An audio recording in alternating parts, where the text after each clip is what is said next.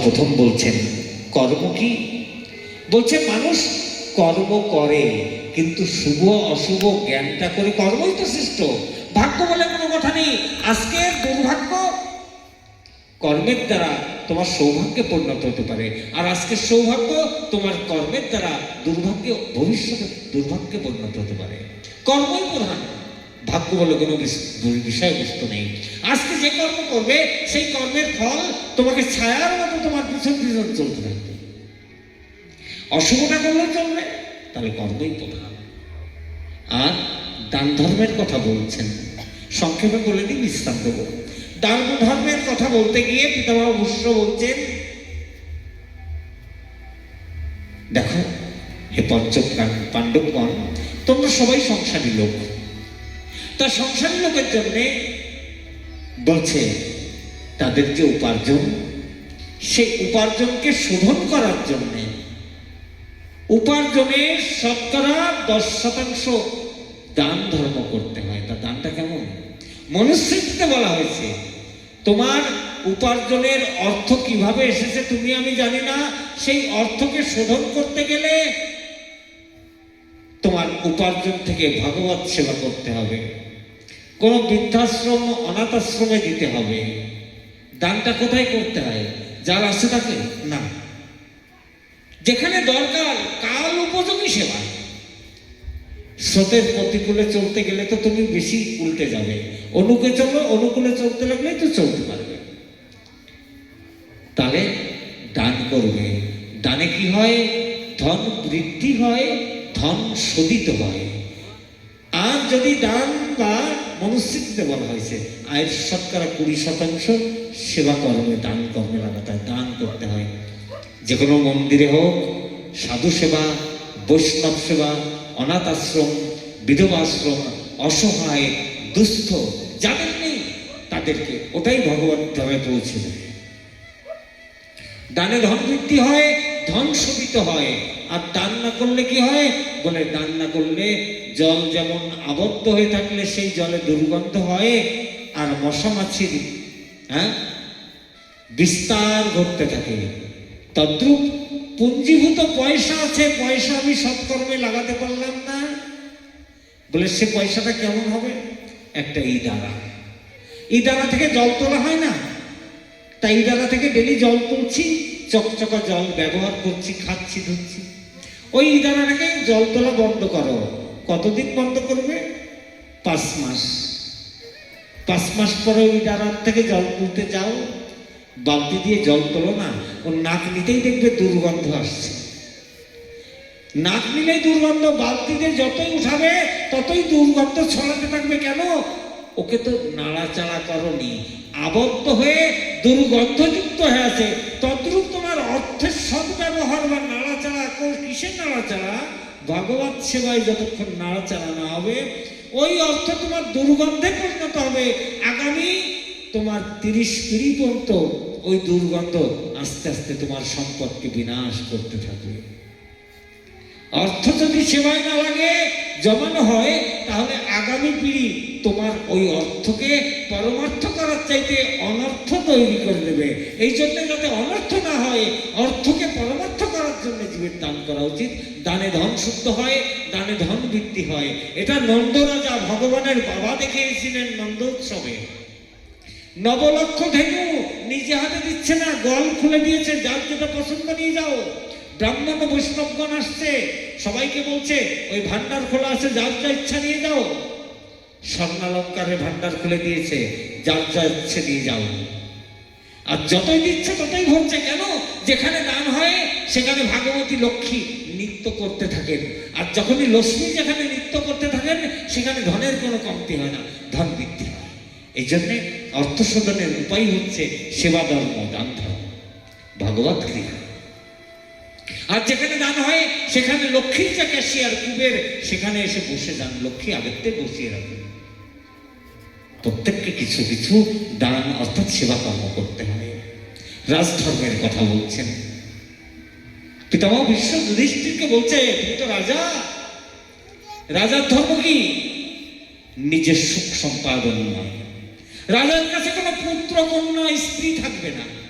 রাজার কাছে প্রজাই প্রধান।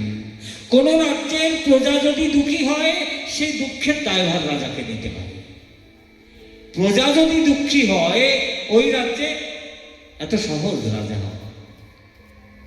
প্রজা দুঃখী হয়ে গেলে সেই পাপের দায়, সেই দায়টা পুরো ওই রাজার ভোগ করতে হয়। রাজা কখনো অপরাধ করবেও না, অপরাধ চোখেও দেখবে না। যখনই বলেছে এই কথা পিতামহ ভীষ্ম যুধিষ্ঠিরকে, দ্রৌপদী খিলখিল করে এসে পড়েছে। এইটুকখানি বলার জন্য আটকে রেখেছি। থাকো না, কথাগুলো কাকে বলবো। কোন রাজ্যে যদি প্রজা দুঃখী হয়, সে রাজ্যে সে দায়ভার রাজাকে নিতে হয়, তার ভোগ করতে হয়। রাজা কখনো অন্যায় করবে না, অন্যায় চোখে দেখবে না। কেন? অন্যায়কারী আর অন্যায় দেখাকারী সমান অপরাধ।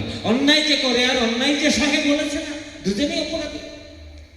তাহলে দেখলেও সে পাপটা। এই জন্য বলছি তো, যেখানে অন্যায় হয়, নিন্দা চর্চা হয়, সেখানে শুনলে, শুধু শুনলে না, ওটা দেখলেও তুমি পাপের দায়ী হবে। সরে যাও, সরে যাও, সরে যাও। নিন্দা চর্চা, বিরোধমূলক কাজ কর্ম থেকে দূরে সরে যাবে, বেঁচে থাকবে।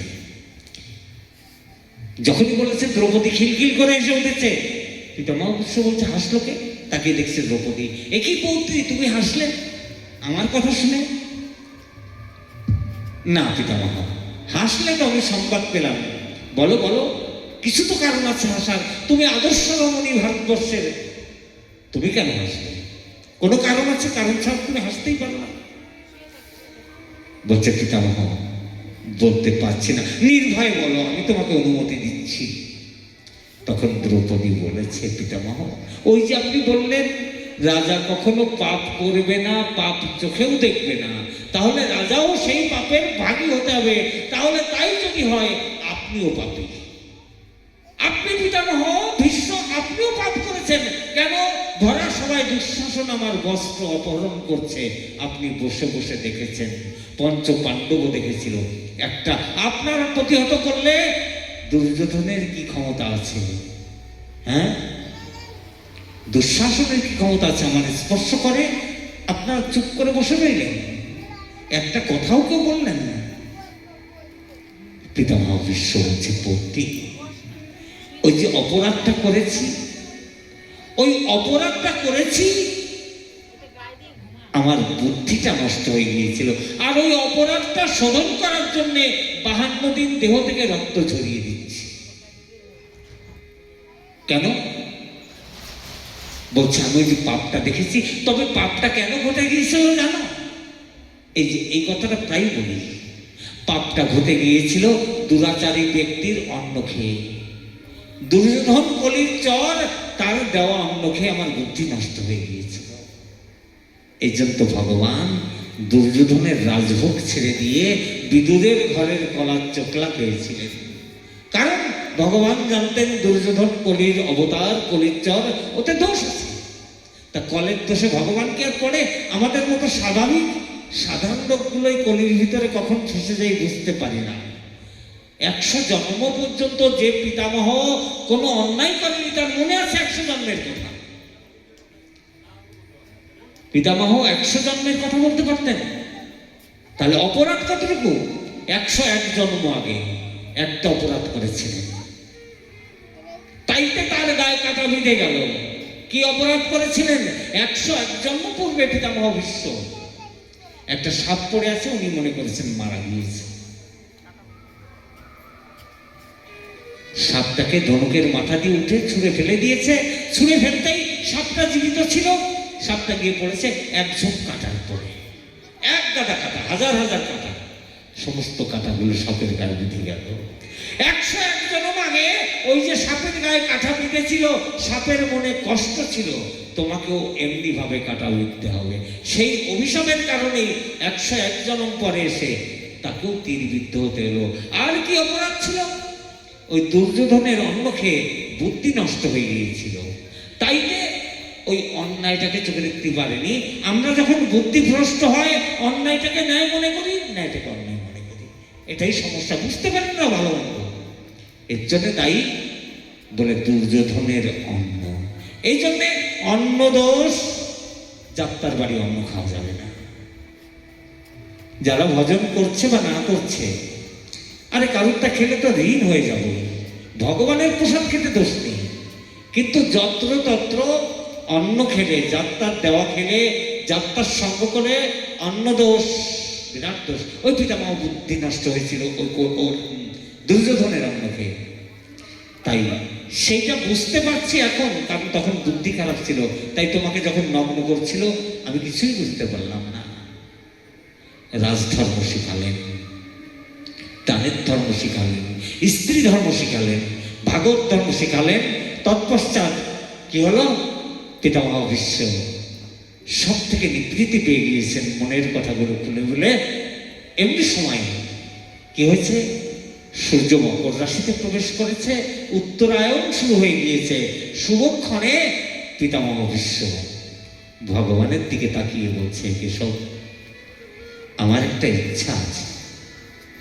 বলে, তোমার তো ইচ্ছা মৃত্যু আছে, তুমি তো এত কষ্ট কেন ভোগ করছো? মারাই তো যেতে পারতে। বলে, না, ওই 52 দিন ভোগলাম, মানে 52 দিনে যত প্রারব্ধ খণ্ডন করে দিলাম।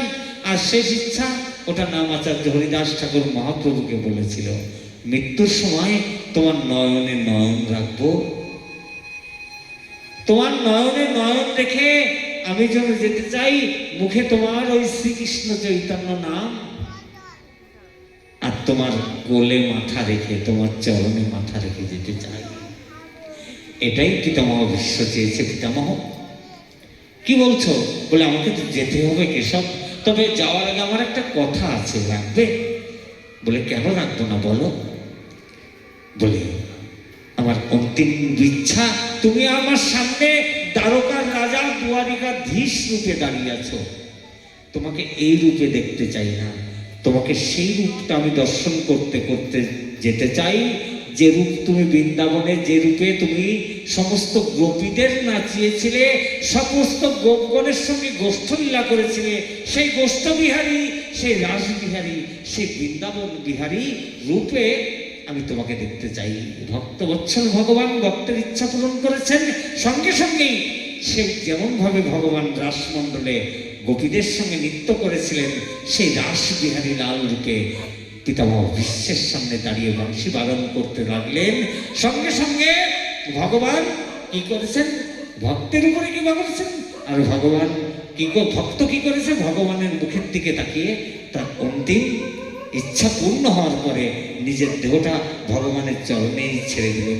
বলিয়ে ভক্তবৎসল ভগবান কি, রাধা রানী কি, আজকের আনন্দ কি, আনন্দকন্দ ভগবান কি। আজকে কথা এখানেই বিশ্রাম, সবাইকে দেরি করিয়ে দিয়েছি, দেখতে বসেছি। তৎপশ্চাৎ যান্ত্রিক একটু গোলযোগ ছিল, আগামী দিন চেষ্টা করব, যদি পারে রামলালার জন্মদিন তো কালকে, রামনবমী, আমরা চেষ্টা করব যতটুকু পারি একটু আগে আগে বসার। দেরি করলে কষ্ট হয়, কথাগুলো থেকে যায়। আরতি হবে, আরতি করে আমরা বিশ্রাম। ব্যস্ত হওয়ার কিছু নেই। ঠিক আছে, ব্যস্ত মাইকম্যান দাদা, ব্যস্ত একটু কমে যাও। মাইকম্যান নাই, কালকে আসলে ওগুলো ঠিক করে নেবে, এগুলো তোমার ডিউটি। মাইকম্যান চলে গিয়েছে মনে হয়,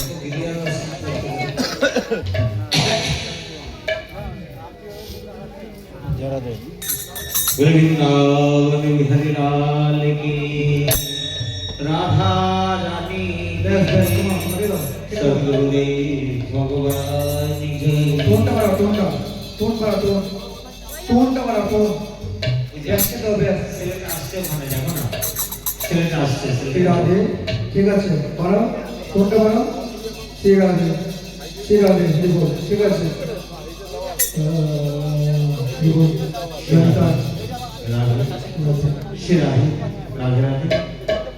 আমাদের আগামীকাল আমরা একটু আগে কীর্তনে বলবো। আমাদের যতটুকু সুবিধা অসুবিধা ছিল আমাদের কীর্তনিয়া এসে গিয়েছে। আরো একজন মৃদঙ্গ বাদক হয়তো কালকে সকালেই প্রবেশ করবে, মোটামুটি অসুবিধার কোনো কারণ নেই। আমরা সকাল সকাল করতে পারলে একটু কথা কিন্তু আস্বাদন করতে পারবো। बोले वृंदावन बिहारी लाल की जय। সাইডে তো সাইডে गुरुदेव বলবে তো।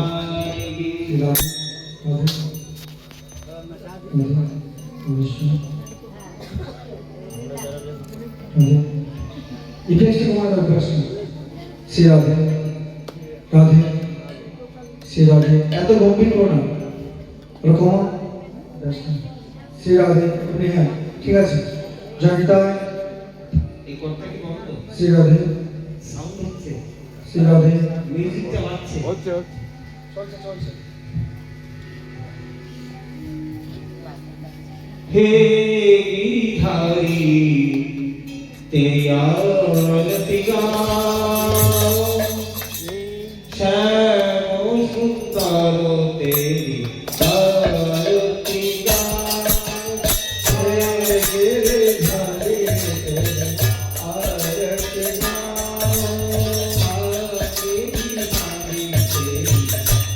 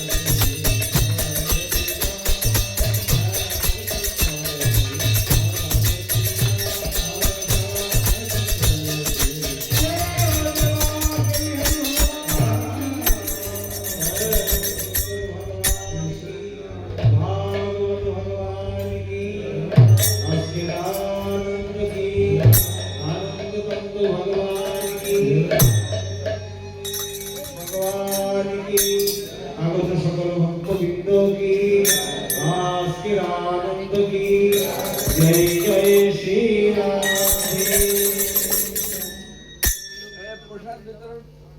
জগতের প্রসাদ দিয়ে সকলে শ্রী রাধে। জয় জয় রাধে কৃষ্ণ গোবিন্দ,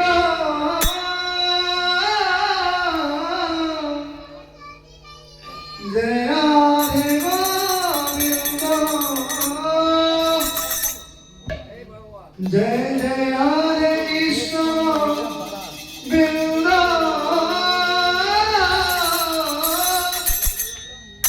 জয় রাধে গোবিন্দ,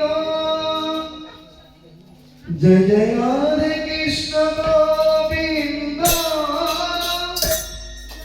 জয় রাধে গোবিন্দ,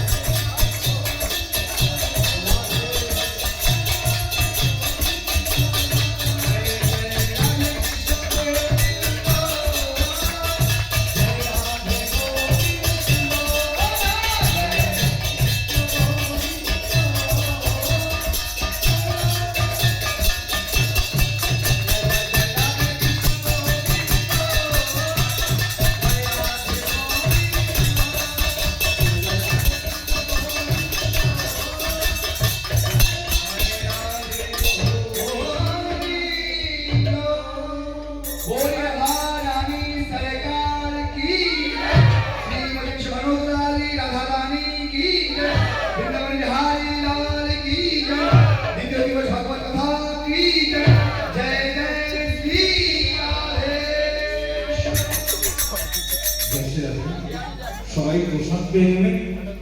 আর আগামী দিন চেষ্টা করবেন একটু আগে আসতে। আপনাদের ভজন কীর্তন শুনতে কষ্ট হবে।